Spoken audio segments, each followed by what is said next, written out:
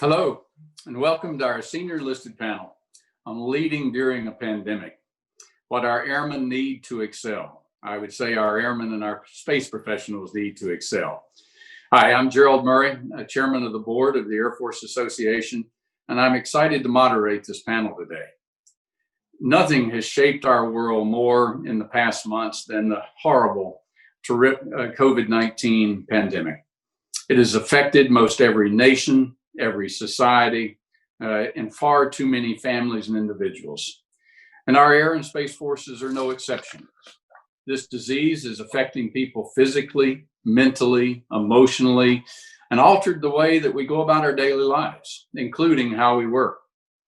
There's no exaggeration to say that these are the most challenging times that many of our airmen and our space operators have faced in their lifetimes. And of course, difficult times beg for enlightened and inspired leadership. And that's why we've gathered today to discuss the challenges of leading our outstanding airmen and space professionals in this COVID-19 era.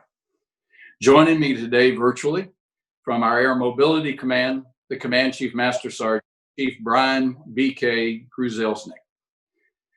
From the National Guard Bureau, the Senior Enlisted Advisor to the National Guard Bureau, Chief Master Sergeant Tony Whitehead.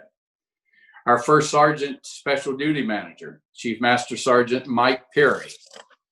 And from the A1 staff, Chief Master Sergeant Mary POLANCO, the Senior Enlisted Advisor for Integrated Resilience. Welcome to each of you.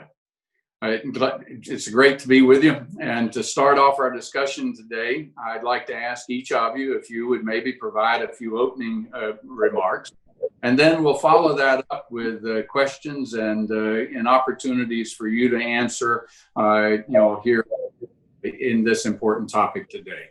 So with that, Chief KRUZELNICK, BK, how about start us off? Roger, Chief. Well, Chief Master Sergeant, Air Force number 14, Murray, Chief and Chairman. Before I get started, I just want to thank you and really the complete AFA committee for this opportunity to have an enlisted panel. I mean, it's meaningful and it really shows that continued evolution of this great and impactful organization. And for any of our enlisted airmen having me listening out there, if you are not a member of this great organization, I would ask you consider becoming a member as another means of professional development. It's an honor to be on this panel, and really any of my fellow Major Command or Command Senior Enlisted teammates could have been on this panel, but obviously we're limited in size. So I reached out to them actually and got their opinion on this very topic. I say that because I'm probably going to steal some of the stuff they said, and it's not stealing if I come up front and tell you I got some of the ideas from them. But you'd be pleasantly surprised to know that just about every one of our senior enlisted leaders are kind of on the same page when it comes to this topic. So why is this conversation important for an AFA conference, really a strategic level professional development conference? I'd say this conversation plays right into the support of our national defense strategy. The NDS, it calls for agility. It calls for the ability to work in a contested environment. The pandemic has forced us to be more agile and operate unconventionally, solve complex problems and kind of these ill-defined situations to continue to operate in a contested environment. So it sounds pretty fitting. On behalf of the commander and my wingman, General Van Ovos, I'm going to represent AMC. And for those unfamiliar, we have about 107,000 total force members, 1,100 aircraft, and we got 4 core mission sets. But without getting into all that, we really provide agile, rapid global mobility through multiple domains across a full spectrum of joint operations. To support our combatant commanders, we are the air component of the United States Transportation Command, Joint Force, and our ally and U.S. partners to execute and meet the requirements of our NDS. So to do that, we need airmen, and we need those airmen to maintain a full spectrum of readiness so that our military can compete and deter and win along the entire competition continuum from peace to conflict. And how do we do that? How do we help our airmen succeed in this environment? Remain ready to work in and through a COVID environment. I think we need to settle the team down. I think we need to focus them. I think we probably need to establish structure, daily purpose, and social connection. And that's kind of what we did in AMC. So how do we still meet the ends? We need to adapt the ways and means. Many organizations have already gone virtual to include this conference. We found who really needs to attend meetings. and who can really stay and continue to actively support the mission and support our airmen, who can telework, who needs to come in on a daily basis or less than a daily basis. In AMC, we kind of established a readiness model. It's ever evolving, and it balances our home station training, our mission requirements, and then our time to recover and develop our airmen. We kind of shifted some of the workload from the areas that are falling into these hot spots and load shared them across environments that happen to be a little bit better off. And this agility kind of allows us to preserve the force and still meet mission requirements. We have established strict protocols to prevent our air crew and our support personnel from kind of contracting and transmitting the virus. And if you ever have flown anywhere around AMC lately, you've seen some pre-medical, pre-screening, things like that allow, and also allowing our command teams to balance the force of health with mission requirements. So like most, AMCs started a commander's battle staff that consists of subject matter experts across a myriad of areas, from medical to logistics to PA. And this allowed the most accurate and current inputs and outputs to information. The flow of correct and timely information throughout the ranks is vital to our airmen's success. I'm telling you, transparency, that's a game changer. It really is to our airmen. As far as daily purpose, our airmen need a sense of daily purpose, especially in these times, whether you're physically or virtually at work. And so we challenged our AMC airmen to be innovative. And guess what? They responded. And when the pandemic first kicked off, we had to move patients, similar to what we had to do when the Ebola outbreak happened. And from a sketch on a napkin, our airmen developed this negative pressurized Connex to safely transport ambulatory patients. And in 30 days, we had a proof of concept. In 88 days, we were operational. To keep our air crew safe while they're transporting infectious patients, we worked with academia to conduct aircraft airflow tests to ensure that we didn't spread the virus through airborne means. Our airmen at Travis, they did some 3D printing for N95 mask prototypes. I think just about all our installations started curbside pickup for food, for medication, even telehealth. This is all a sense of purpose through these times. And then probably the most important is the social connection, right? We are physically distant, but socially connected. So just make sure we get that terms right, and we try to stick to that as much as possible. We really needed to leverage the technology that we have out there to connect our airmen that are separated from the work center to the work center. And I think we've done a fairly good job at that. But the thing that we're really concerned about is those airmen that are facing extremely challenging times based off of the effects of COVID. It could be to themselves, that could be to their family, that could be their friends, there's financial hits. There's a lot of things that are happening. All these are stressors to our airmen. So we got to start Zooming or Facebook Live or Microsoft Teams or whatever platform that you have available to use, we need to use them. It may not be perfect, but it's effective. And I'm sure that we'll continue to invest in these platforms into the future to make them even better. But this is the time where our leaders, when I say leaders across the continuum, first line supervisors to commanders, we need to exercise emotional intelligence, empathy, vulnerability. This is the way that we can continue to connect with our airmen. And at the end of the day, you just got to lead with love, right? Instead of indifference, lead with love and you'll be just fine. And that's all I have, Chief. I appreciate it. Thank you. Right. BK, thank you so much. All right. Chief Whitehead, Tony. Hey, good morning, Chief Master Sergeant Murray. It is a pleasure to have this opportunity to speak to you. And I want to thank you and all the leaders such as yourself that have expanded the platform for our Air Force enlisted at AFA. So now we have an opportunity to talk more about the things that are after, or should I say our enlisted men and women are getting after, and that affects them and their families. And definitely 19 is one of those. So thank you for that. And thank you for the rest of the panel members that are part of this. I'd like to say, representing more than 50,000 soldiers and airmen, this will be a great opportunity to talk about and to learn about some of the things that are happening with our total force airmen and our sister service airmen. And what we'll find out, as BK talked about, is that there are going to be some great things for us to learn from each other, and hopefully some insightful things that we will get from you, because I really appreciate the fact that long after retirement, you have stayed engaged. Thank you so much for that. And again, I'm looking forward to the questions that are going to come up, because I know there are great things that are happening. Our reserve component airmen are getting after it every single day. You see what's happening right now with the hurricanes and the other natural disasters. as well as Homeland Defense, Defense Supported Civil Authorities, and of course, making sure that we are definitely there for our active component airmen in the AOR and wherever else you need us. So this is going to be a great time this morning, and AFA is going to be a great platform for us to learn more about each other. So thank you again for this opportunity, and looking forward to the questions. Thank you, Tony. Chief Mike Perry. Hey, Chief, thank you very much to you and Team AFA for allowing us this opportunity. I got to tell you, you talk about what a time to lead in our Air and Space Forces. This is the time to lead in our Air and Space Forces. So not much to add to what Chief KRUZELNIK and Chief Whitehead threw out there. The one thing I would say is if we talk about being adaptable, I would consider this more even an evolution. We're evolving once again. It reminds me of the times back in 9/11 and what happened after then, when we had to find a new normal way of operations and how to go about doing the things that we do to take care of our nation. This is no different. It's different, but not really. So now what we have to do is again evolve to find better ways to connect, to find better ways to be ready, to find better ways to take care of each other. And thank you for providing us with this forum for us to get together and talk about how we, not just as enlisted, but as leaders, can take care of our force for the way ahead. So again, thank you, Chief, and back over to you. All right, thank you, Mike, and following Ben, the follow up and hitter here, Mary, over to you. Thanks so much, Chief. I echo the thanks to AFA for having us on the panel. This is truly probably the most one of the most, I should say, lots going on, but one of the most important topics. We talk about leading all the time. It's in every level of PME that we have. It's in every day.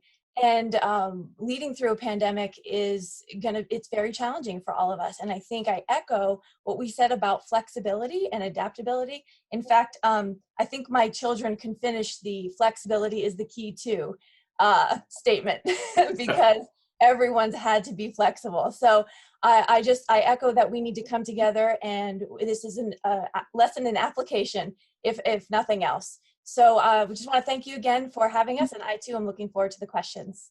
Over. Well, thank you, and thank all of you again. It's an absolute honor and pleasure to be with you and to be able and to continue to serve in our force. And I thank you, each and every one of you, for your service. All right, to get our questions going, we'll start with Chief KRUZELNIK. So BK, and again, as we've talked before, feel free if any of you want to, because many of the questions certainly apply, and each of you perhaps have different inputs.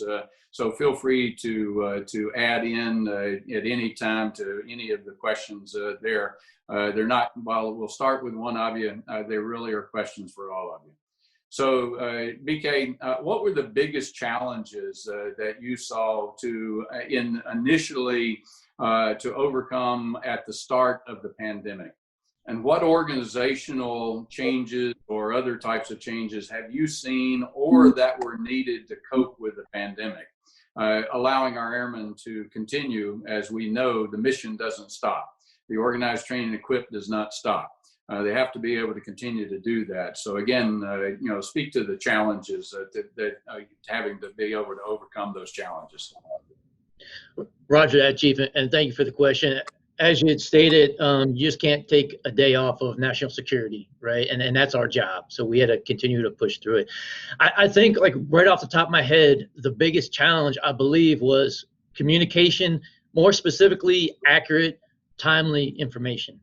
And I kind of talked about that a little bit in the opening. There was times where I would read up as much as I can, pass information, go to bed, wake up 5 hours later, open up my email, and guidance has changed just that fast. So I think what we had to do initially is just draw a line on the sand, right? Say, okay, this is what we know right at this moment. And then you have to get in front of your formations. And when I say that, I really feel like to not only at a wing level and above, but I think probably more importantly, squadron command teams and lower, because they have all the touch points with their particular airmen, and get in front of them and say at a roll call or whatever means that is, virtually or not, depending on the situation at the time, and say, this is what I know to be true and accurate, and you know it all right now, and I will bring you back together as times change and information changes, and we will update you again. So have that mass communication, not from a leader, but from the leader, the command team, to get in front of their formations and pass that information.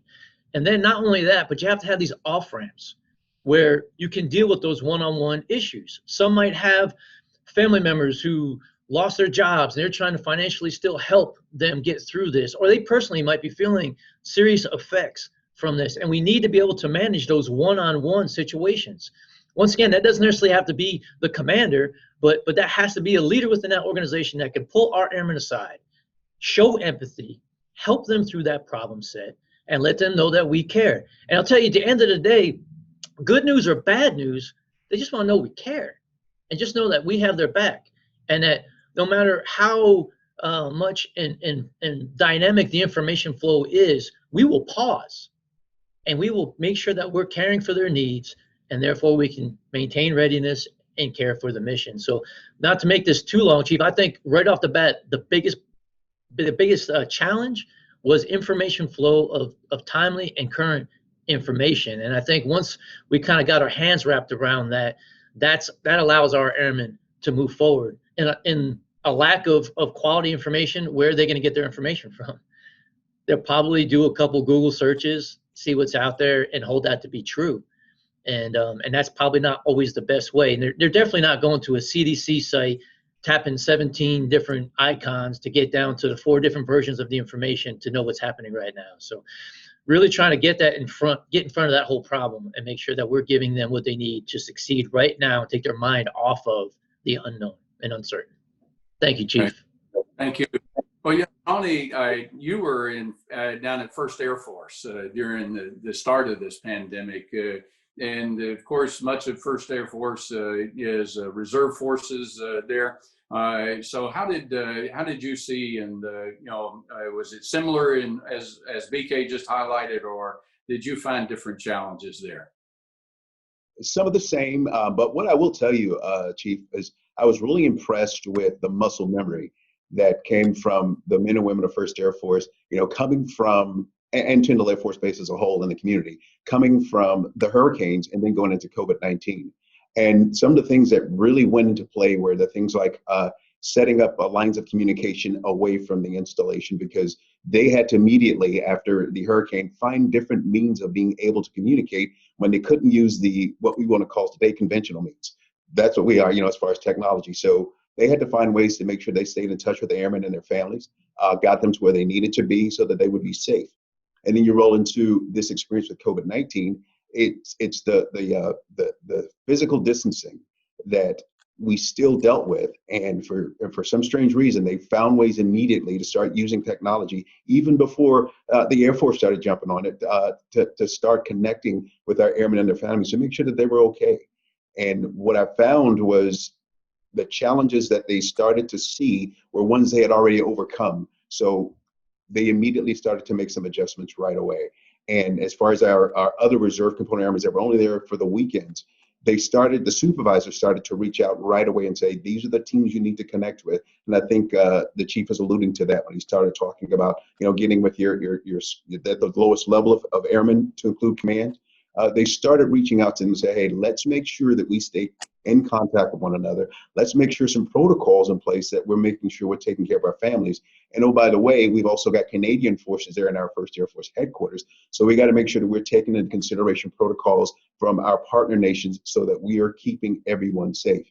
So it's been a great experience to watch, great lessons that's been learned. And I tell you what, we built some wonderful leaders in the process. All right, thank you. One of the things I didn't tell the group, I think 3, if not all of you, have made changes during this pandemic, changes of your workplaces, changes in assignments that other airmen are going through. So just to highlight as that things continue there. But Mary, you were in a very unique, situation, working legislative liaison, I think, a fellowship during the time. So at the start of this, how did you find things there, with Capitol Hill and how things were relating within our, Department of Air Force? Thanks, Chief. Actually, I did move over to A1Z, Integrated Resilience, in January, but Okay. but I stay very closely connected with the fellowship team that came behind us. And they have very different challenges than we did when we were up on the Hill. Just being in the unknown, being in a fellowship that you have no familiarity with, atop a pandemic, all of the policy that they're having to push through. So absolutely, they have been challenged much more so than any class that came before them. But they're doing a great job on the Hill. So we keep supporting. Oh, fantastic. And Mike, any thoughts that you had, because you were out in command at the time before moving to the Pentagon? Oh, it was crazy times, Chief. So my last job was the Commandant of the First Sergeant Academy, which offered its own challenges because right in the midst of all this, back in March when it first started going down, we had to figure out, number one, how can we keep the First Sergeant pipeline going? Because we need those leaders in line with the rest of the chain of command team in order to make things happen for airmen. And the other piece was we had to find some kind of way to model what good leadership looked like from a first sergeant perspective, since our first sergeants in the field were so young, so to speak. In the middle of us trying to PCS here, my wife and I, with our senior in high school and our freshman in high school. So it was difficult times. But what we figured out, going back to Chief Whitehead's point, is the innovation of our airmen. So what we noticed is after we figured out that we needed to do something and got out of the folks' way, they figured out ways to connect. So the First Sergeant community out the gate, First Sergeant Academy and the Diamond Chiefs across the MAJCOMs figured out ways to use Zoom and other social connect networks to get out and do touch points with First Sergeants across the globe, which I thought was amazing. And it wasn't about asking them how was work going or things like that. It was just to check in with them, do the face eye-to-eye contact like what we're doing here, and say, how's your family? How are your kids? How are you guys coping? What are you doing to make sure that everything's good for your senior that's about to graduate? They can't go to prom. So I took some lessons from that actually and made some good memories for my children based on what our airmen, our first sergeants were doing in the field. And out of all that, what we found was that when we let people do what we taught them to do, back to that muscle memory that came up earlier, we know what to do. We know how to lead. It's just a matter of allowing folks the latitude to go ahead and make those things happen. And for me, I learned a lot just from watching our first sergeants in action about how to transition my family from the last job to this current job. So that's where we're at now, and we're a week into the seat now, and we're looking forward to finding out bigger and better ways to evolve and continue to hopefully be an example for others to do the same. Okay. Well, let's follow. Let me pull on that string just a little bit more there about our first sergeants, because you're right, from your role as the Commandant of the First Sergeant Academy and the need to be in touch with our first sergeants across the Air Force. You gave the one example, of using Zoom or, multimedia in ways that we've not done before, but do you have any other examples, the positive examples of what our first sergeants have been doing to adapt to during this with their units out there across the Air Force? Yes, Chief, thank you for that. So to be honest, a lot of it came out of those Zoom sessions. So as we went out and we met with each MAJCOM, a representative of each MAJCOM and their first sergeants, what came out of that was best practices they were doing within their particular AOs to keep in touch with their families.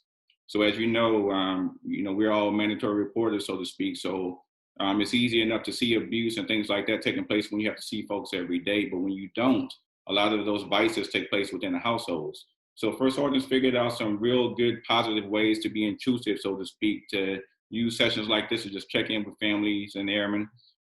They figured out I have no less than 10 different social media apps on my phone now. When people contact you in one way or another, whether it's airmen's group, families, or whatever the case is. And then they also figured out some ways to reach out to the mental health clinics and the MFLACs and the chaplains and offer courses virtually. So whether it's the marital courses they go on or whether it's the dorm lunches and dinners they used to do virtually, they figured out ways to do what we're doing now and build a community virtually so they can still lay eyes on folks, check in with people, and make sure that they're doing okay. Now, one of the more innovative things that I saw was just the way that they celebrated the children as they were getting ready to either graduate high school or say the other big milestones in folks' careers, such as being promoted or retiring. When you see the virtual parades ride past and they're out there waving and getting the energy up and letting folks know, again, back to Chief KRUZELNICK's point, that we value them, that we recognize their accomplishments, that we appreciate what they're doing. So from the positive side of making sure that we can continue to reward those things that we want to keep seeing happen, to the other side of making sure that we continue to identify those things such as alcohol abuse and domestic violence and all those things that we want to help folks get out of or get better at or get treatment for. Our first sergeants have been making moves to make it happen from day one, and they continue to do so because, again, people are our business. Yes, indeed. And to speak to that, and you know, Mary, your role and responsibilities now of looking across our force and about the resiliency for our airmen and their families. You know, while we can highlight and so much, and as we should, that agility and the positive aspect of how our airmen are adapting and all, we know also that there's a lot of stress that's created in so many different ways. And so my next question to you is that, you know, with the many restrictions that apply to, you know, to all of us and in various different locations, depending on what state, what's the outbreak, you know, what things have been, you know, put forward there. So with those restrictions during the pandemic, what are some of the ways in which airmen can maintain their resilience in place of activities that may have helped keep them centered before? Thank you so much, Chief, for that question. The first thing I want to address is the idea of resilience, in that it doesn't mean that you don't feel stress, that you don't go through hard times. It means that you have a good, solid support network, or that you have coping mechanisms to get you through those hard times, because no one is going to escape this pandemic and no one's going to escape the potential stress that comes with it. So the first thing is to really try to look at your routines. Our office is working through putting materials together out of Integrated Resilience that addresses some of these main key points in maintaining something of familiarity. There are so many changes that have happened for people, things that we never thought that we would have to encounter. I am, in my day job, I am a Chief Master Sergeant in the Air Force. In my spare time, I'm a homeschooling teacher. And so there are many, many challenges that we're facing. So the first thing is look at routines. Look at how your routine has changed, because I'm sure it has, but then how can you maintain or get into a new routine, whatever that looks like. Your workouts, your making deliberate time for your friends and family, those things have altered. If you are the temperament of personality that lives and breathes by structure, organization, you're going to struggle in this, more so in this environment. I believe, because I am that. And so I woke up every single day at the same time. I did the same thing for the first 2 hours of my day, etc. And so that has been really challenging for us, just figuring out the routines. Other things that could help with that is you might not be able to go to the gym anymore, and that might have been a source of motivation for you and being around others. So maybe an alternative would be signing up for virtual teams that you can, you know, I know there's I don't want to name any particular brands, but there's lots of places out there that you can sign up for. All you need is 4 feet around you to get a good workout.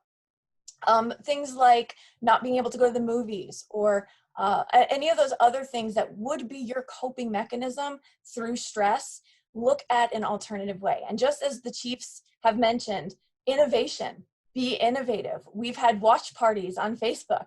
We've had opportunities to talk to people I haven't talked to in years, but we get together for a Zoom hour.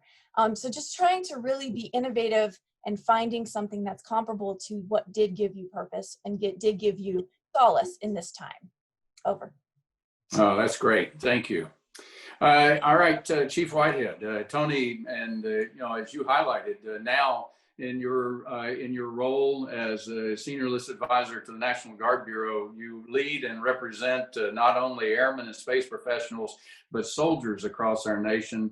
And in many ways too, and we can look at, because of some of the, you know, the same roles our reserve forces of all the services with reserve, and in my thinking about those traditional guardsmen and reservists, being that many of them, you know, not only in their service to our nation in multiple ways, but also have civilian jobs and are living across America, and not always with the same network, if you will, of support that we see around a traditional Air Force base or space base or Army fort. So with that, what unique challenges have you seen faced during these times, and how is the leadership of our National Guard adapting to that? Wow, thank you, Chief. That is a pretty great question, because one of the things that we found was, we've gone out and about in different areas of the community to recruit those people that can service those communities where they are.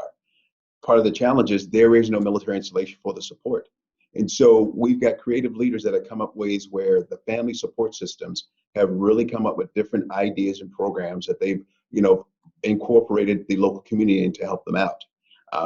Part of the challenge also is that some of these are first responders, or they're working in the civilian community. So we've got challenges with protocols that they're working with civilian employers, and they got competing priorities maybe with the military employer. And then you've got these first-term airmen whose spouses may be there, and there's no one around them that have ever been a part of a military organization. So they have no one to really talk to about some of the language that they're hearing, about some of the different demands that have been made on their spouse, or even on themselves if they're a single parent. And so now we've come up with different ways to do it. And I will tell you, the Military One Source program that we have that's being supported through so many different things that we've done through the Air Force, it has really been a savior for a lot of folks, because they can call, they get counseling, they get information and directions about how to get medical support or assistance, financial support assistance, or things that can happen even within their home to get repairs done. So they found ways to get it done, but more importantly, the Air Force has found resources to get to them in those sometimes remote locations so that they can feel safe and secure when their significant other or they themselves have to go off and help support the pandemic. So very resilient folks that find creative ways to do it, and the Air Force has definitely helped. That's great, and glad to hear you speak of Military One Source came about when I was in when I was in the office of the Master Sergeant of the Air Force. So it's great to hear that it continues to be a source of support for our service members out there. Chief GERALD, and I told you I butchered that up, BK, let's follow that just a little bit because of the fact that our Air Mobility Command, as you well know, employs a large number of reserve and guard members there to be able to carry out the mission day by day. So how much is that a part of the leadership focus there, as you talked about the command team there in Air Mobility Command? Thank you for the question, Chief, and you're spot on. And Chief Whitehead obviously has a full grasp on it as well. We wear the uniform, but there's still other things that happen through our daily lives, right? Some of us might be husbands or wives, fathers or daughters, sisters or brothers, or maybe we just have personal stresses in general. And without a firm avenue to deal with that in some way, make sure that we're cared about and shown the right resources, that's going to overwhelm us, and nothing's good going to come from that. So when we say COVID, we should really always keep that resiliency piece at the forefront of our minds, and make sure that we have good avenues for that. And not only are we trying to go through our mental health professionals that we have on bases, and they are very locked in, although undermanned, but very locked in to helping our team get through. A little bit more outside resources, like you said, Military One. And then, don't ever underestimate the ability for one human to show interest in another. So not necessarily a trained professional, but a supervisor, a commander, a peer that happens to walk by, lock eyes and say, how you doing? And then pause for a second because they really want to know the answer. And then either visually or verbally, they see there's a problem and they can walk them through the process. So I think we're hyper vigilant to hope, I think almost more so in this environment, to the problems of our airmen and a way to quickly solve that and really exercise that resiliency muscle. We might not have the right answer for you, but you're not going to go through it alone. We will be shoulder to shoulder, hand in hand with you all the way, Chief. All right. Well, let me stay with you to start the lead on this next question there. And because I know that, around the table, of course, with the Chief Master Sergeant of the Air Force and all the MAGCOM chiefs and all that certainly have paid attention to this. What are some of the creative ways that our Air Force and now and leading the Space Force have been able to maintain our force's professional military education, development, and training while still adhering to the COVID-19 preventive measures like physical distancing, social distancing? Again, thanks for the question, Chief. And we're on one of them, right? Virtual platforms. We are leveraging the heck out of virtual platforms. People are zooming it up everywhere you go, and just as one platform, but many platforms. As I came out of the Pacific, we were doing NCO Academy virtually. So a Zoom type platform, Hollywood Squares type, and you can still lay eyes on that person. And there's things that come along with that, right? So do we have the bandwidth, the literal bandwidth to do this? And are we asking our airmen to use their bandwidth as we professionally develop if we are doing it on a virtual platform? We are going to have to be patient. We might see a toddler run across the background, right? Or people moving in the background as you're in your house, because we don't all have offices and we don't have all areas that we can do that in. So that's going to have to just be part of our ability to work through that, just be more personal level. But I think the virtual platforms are probably the biggest and ones that we've seen the most. But that's not necessarily bad. I know a lot of people like the brick and mortar, the networking, and you can still do that as you see each other. But I think it also gives us the ability to get speakers and experts that we might not have access to because we may not be able to afford or have them come in on a daily basis. So we might get a Simon Sinek. We might get a James Clear. We might get, you can pick one of our great thought innovators out there and some of our great leaders out there that we might have the opportunity to work with and hear them for 30 minutes and 30 minutes of questions and answers. And that's a way that we can professionally develop. And that's just not just junior airmen. I believe the Air Force is coming out with digital university now for executives as well. So above the most senior level folks that we have, to also keep them in tune and take advantage of this. Probably a long answer, Chief, but I think virtually is probably the biggest answer I could give you. Hey, yeah. Chief, I'd like to add on that if I can. Please. So BK is absolutely right, but I can tell you that that same challenge was faced with AETC and Air University. And yes, virtual is the way to go if we can do that, because it ensures the safety of everybody. It minimizes the spread and whatnot. But as General Goldfein, before he retired, said we have to find a way to fight through, General Webb and AETC decided, hey, how can we begin to step by step and safely bring back courses that we need for leadership and leadership development and talent? And one of those happened to be the First Sergeant Academy, the chaplain's course. Think about the other Second Air Force aspects of BMT and OTS. So again, innovation in the airmen.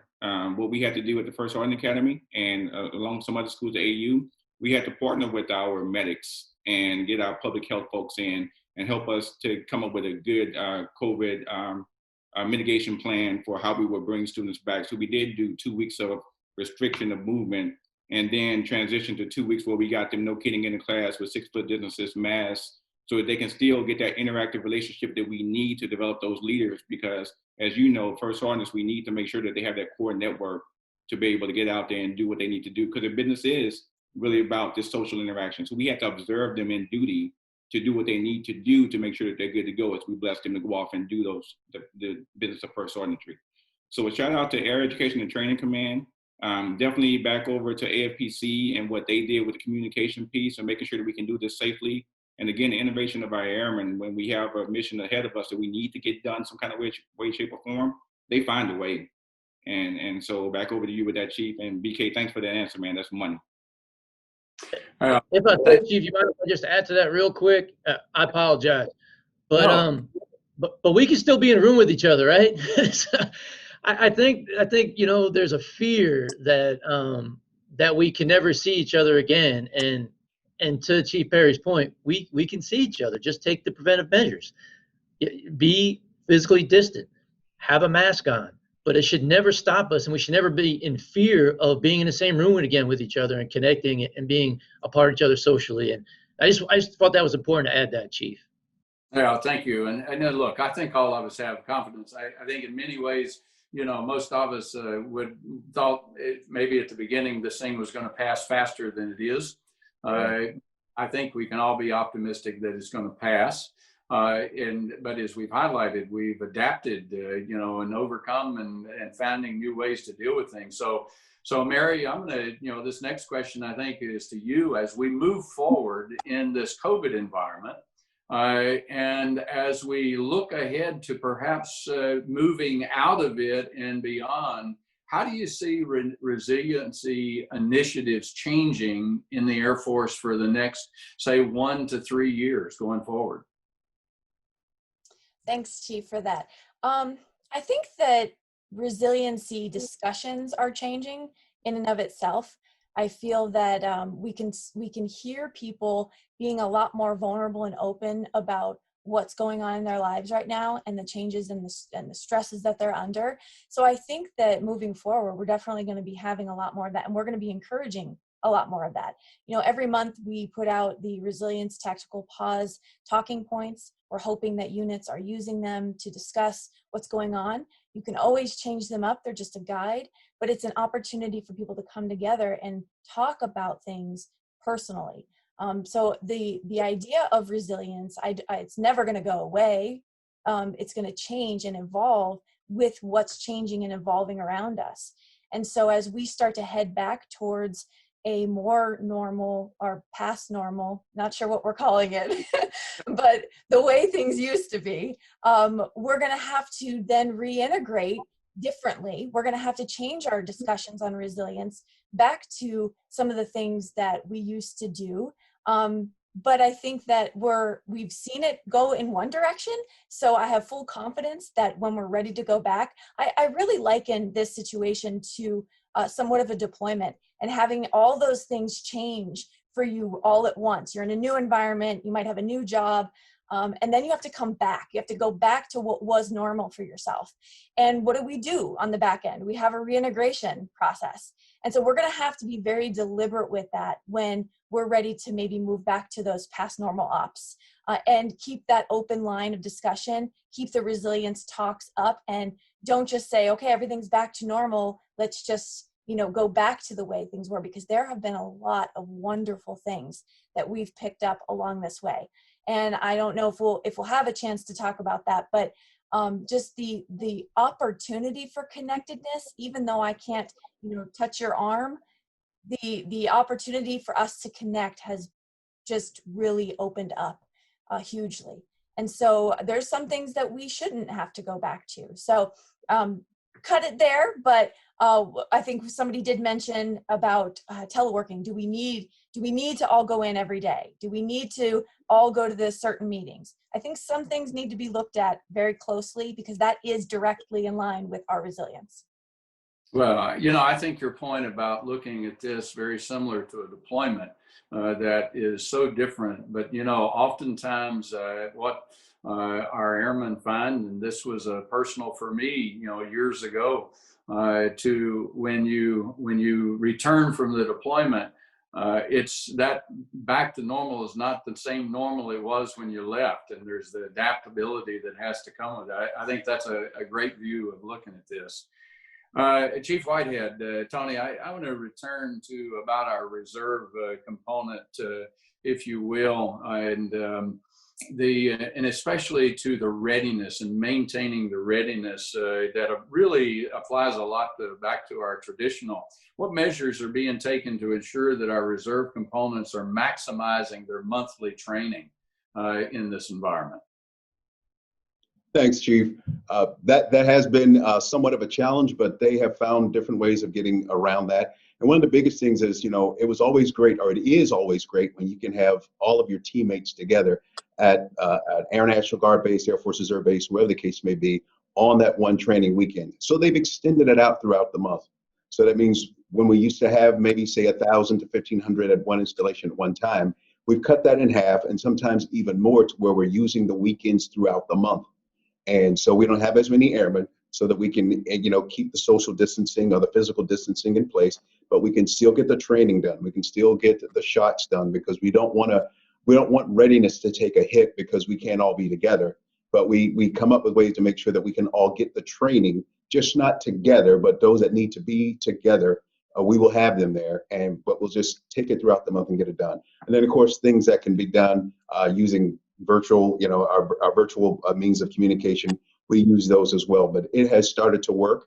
And to the point of what the chief is talking about, that Chief Polanco, what we also found was, and I want to say it to all those that are listening, we found these great informal leaders that have found unique ways of making sure that people stay consistent in their skill level training. That's not always the conventional means that we've always used. And also our leaders have now become better at identifying the things that make our airmen tick. How do I best motivate this airman? And so the the pandemic has found its way into us, but more importantly, we've become more creative and more innovative as to how we do the training, how we motivate our airmen, and how we get to know them better. And that's some of the things that the reserve components are doing, and it is working extremely well. All right, thank you. Well, look, we are coming very close to the end of our time, so I have this is a 1-minute answer, for all of you, and perhaps to allow others to see how you've personally been affected and how you've overcome this. And so, as senior, leaders in the Air Force, give me an example of one of the biggest hurdles that you personally experienced and how you overcome it. And again, short 1-minute answer. BK, we'll start with you. Roger, Chief. Obviously, fairly recently, I had to come from the Pacific to the U.S., to CONUS. I have 3 young children. I have my wife. My wife was having some medical issues. I had to get my 3 kids registered for school in her COVID condition. So things built up, and it were fairly overwhelming. But what I found was the team around me. When I was feeling a little overwhelmed, I may not have said anything, like most, it takes a little bit, but you have to recognize your limitations. And I felt like I was probably pretty close to what I was able to manage at one time when we had to change command for my new boss. And so I needed to slow down a minute. And the team around me, they rallied, they started taking things off my plate, and they really were trying to get after it. So at the end of the day, we're going through COVID. We have resiliency issues we're looking at. We have diversity and inclusion things that we're looking at. But the common theme to all this is connection with others. And if we can get that right, we'll be all right. Great. Thank you. Thank you. Chief Whitehead, Tony. I tell you, Chief, one of the things I didn't really know about myself was, we as senior leaders, especially in the command chief business, we find that we really enjoy spending time away from our offices and with our younger airmen NCOs to find out what's going on in their organizations. And I had no idea how much I was going to miss. I really did. And so I was challenged to find different means of connecting with our airmen. And, you're thinking, well, IT will come in and get me set up so that I can do whatever I need to do. But it was still a challenge. And what I found was I'm not as resistant to technology as I thought I was. But more importantly, I realized how much our airmen actually mean to our Air Force. Sappy as it may sound, but it's a true statement that, when we realize just how much we really appreciate interacting with our younger airmen so that we can get about, doing the things for them to make their life better so that they get the job done. It was very eye-opening for me, but I'm glad I did. Fantastic. Thank you. Chief Perry, Mike? Yes, Chief, thanks for the question. So you know what, for me, I think it's memories. So for me, the first time I came walking downstairs in April and not knowing that my youngest daughter was on a Zoom session with her class, and I had on boxers and a shirtless, a sleeveless T-shirt, and went running back up the stairs, it made me realize how much I was actually missing out on day in and day out as a senior leader in the Air Force. So having that time to take a pause and realize that, hey, what kind of memories do you want to form with your family?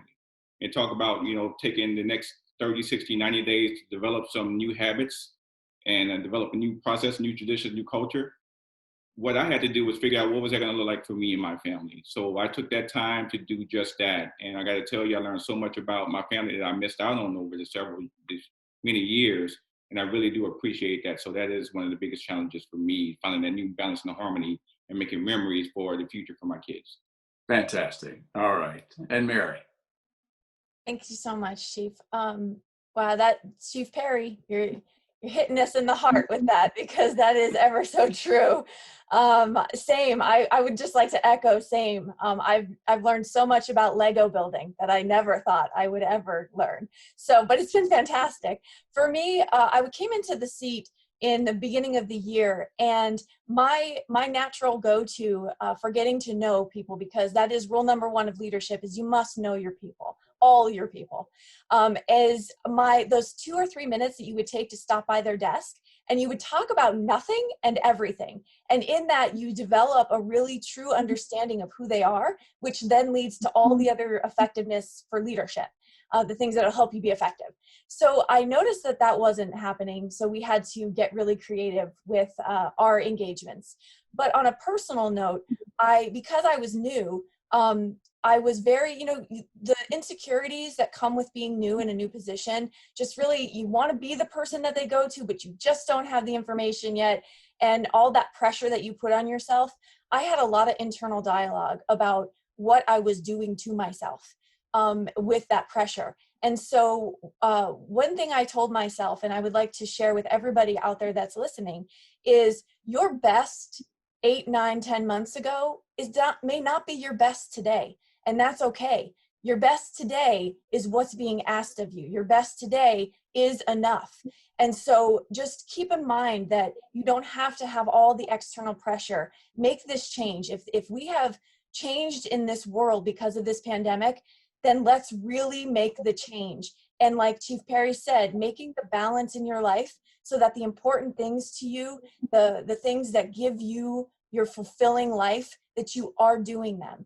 And so that's definitely something that I learned about myself, and I'm a lot kinder and I give myself more grace. Wow. Well, thank you, each and every one of you. I think that there's so much all of us can be able to take from the examples that you provided. I wish we had more time, but I can't thank you enough, and thank you for the great words of wisdom on this important topic. It's been a pleasure to have you with us here today and AFA's virtual Airspace and Cyber Conference. And thanks to all of you that tuned in to watch the senior enlisted panel and listen to them.